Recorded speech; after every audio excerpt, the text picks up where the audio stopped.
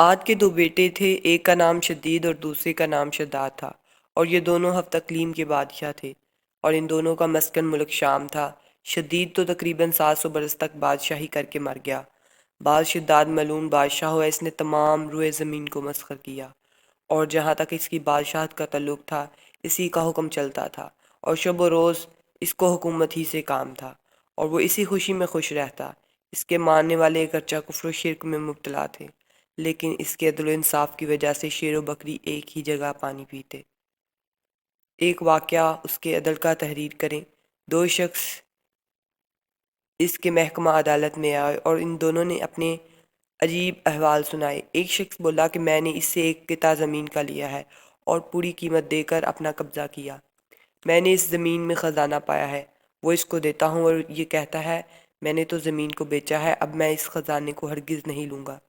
دوسرا بولا کہ میں نے تو زمین خریدی ہے، نہ کہ خزانہ خریدا ہے، اب یہ اس کے لیے نہ لینے کے ہیلے بہانے بنا رہا ہے۔ جب حاکم وقت نے پوچھا کہ تمہارے دونوں کی کچھ اولاد بھی ہے یا ساری عمر تمہاری لا اولادی سے برباد ہے؟ وہ بولے کہ ایک کی بیٹی اور ایک کا بیٹا ہے۔ حکم کیا دونوں کا آپس میں نکاح کر دو اور یہ مال ان کو دے دو۔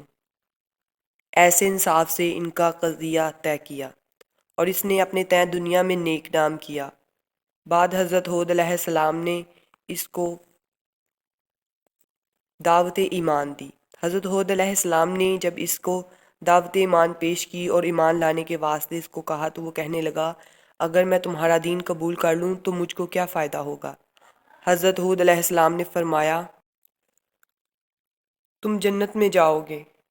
حضرت ہود علیہ السلام نے اس کو اچھی اچھی باتیں بتائیں جو آخرت میں اس کے واسطے نجات کا سبب بن سکتی تھیں، لیکن اس ملعون نے ان بھلی باتوں پر کچھ بھی احساس خیال نہ کیا، اور مزید کہنے لگا اے ہود تو مجھے بہشت کا طمع نہ دے، اور میں نے بہشت کی صرف سنی ہے، میں بھی اس دنیا کی میں مثل بہشت کے بناؤں گا اور دن رات عیش و عشرت کروں گا، مجھے تیرے خدا کی بہشت کی کچھ حاجت نہیں۔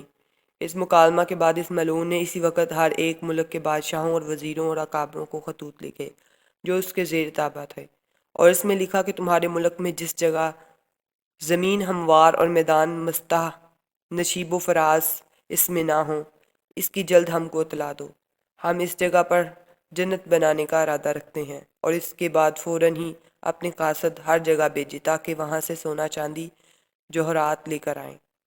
نیز ان قاصدوں سے یہ بھی کہا کہ جتنے بھی مشک و عنبر ہاتھ آئیں وہ سب کے ساتھ بہم لے آنا۔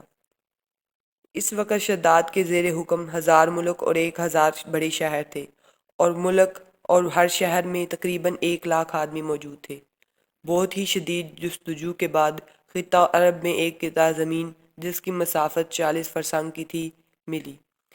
اس کے بعد فوراً امیرا امراء کو حکم ہوا کہ 3000 استاد پیمائش کریں اور ہر ایک استاد کے ساتھ 100 بہترین کاریگر ہوں۔ یہ حکم مقرر کر دیا گیا اور سارے ملک کا خزانہ وہاں لا کر جمع کی رہی۔ سب سے پہلے 40 گز زمین نیچے سے کھود کر سنگ مرمر سے بہشت کی بنیاد رکھی، چنانچہ اس کے حکم سے بنیاد درست کی گئی اور اس کی دیواریں چاندی اور سونے کی اینٹوں سے اٹھائی گئیں۔ چھت اور ستون زبرجد اور زمرد سبز سے بنائے گئے، چنانچہ حق تعالیٰ نے حضرت رسالت پناہ صلی اللہ علیہ وآلہ وسلم کو شداد لعین کی بہشت کے حال سے اور ستونوں سے اس کی خبر دی کہ دنیا میں کسی نے ایسی بہشت نہیں بنائی۔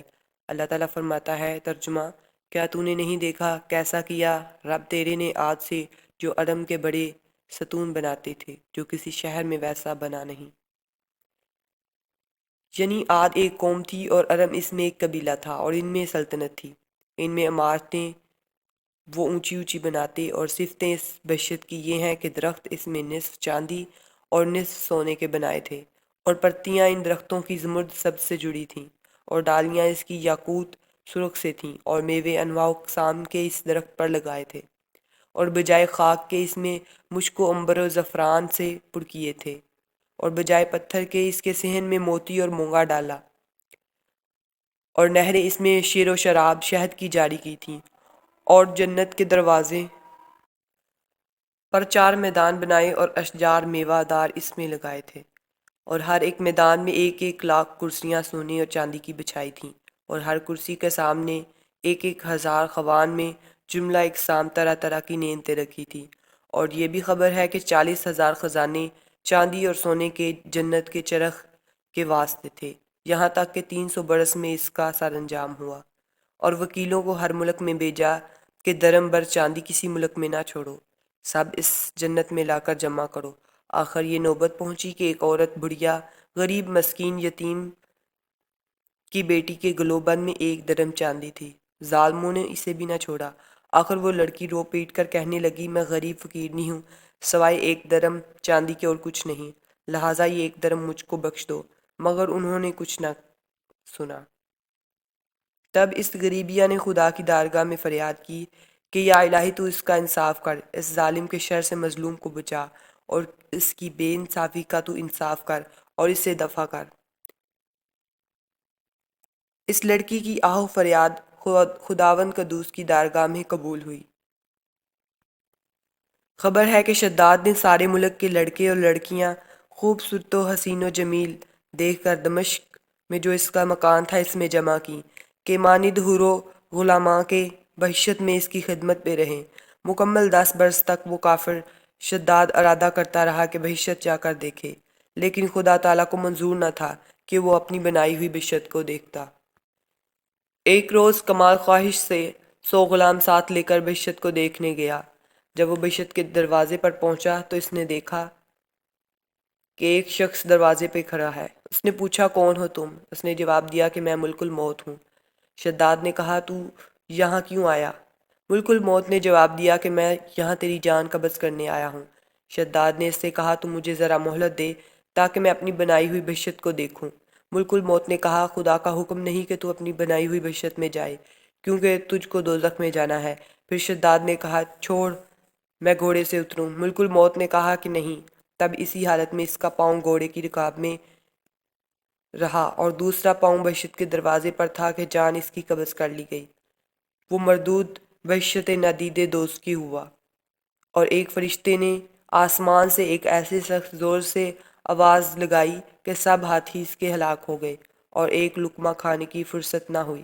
اس وقت نہ مال رہا، نہ ملک و ادنا و اعلیٰ، فقیر و امیر سب برابر ہو گئے، ملک غارت ہو گئے اور سب دوزخی ہو گئے، اور اس کی بہشت کو زمین کے نیچے دبا دیا گیا تاکہ قیامت تک اس کا کچھ اثر باقی نہ رہے۔ اس کے بعد اللہ تعالیٰ نے حضرت صالح علیہ السلام کو قوم سمود کی طرف رسول بنا کر بھیجا۔